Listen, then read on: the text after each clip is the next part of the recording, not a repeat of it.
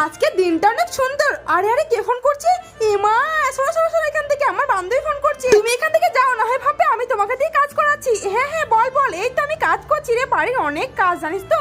ও তুই আসবি? আচ্ছা আচ্ছা চলে আয়। মা বলে তো দিলাম চলে আয়, কিন্তু সে শাকচুন্নি বান্ধবীটা আমাদের বাড়িতে আসছে আসছে না, রাস্তায় আস্তে আস্তে ফোন করেছে। দেখছো তো কেমন চালাক মেয়ে, আগে থেকে একদমই বলবে না যে দেখবো বাড়ির ঘর কেমন হয়েছে, নোংরা হয়েছে নাকি ভালো হয়েছে, আর আমি নাকি আমার হাজবেন্ডকে দিয়ে কাজ করে, এটা সবাইকে বলে দেবে। আর আমার সবসময় খারাপই চাই, তাই তো আমাদের বাড়িতে হঠাৎ চলে আসে। দেখে আমি কি করি না করি।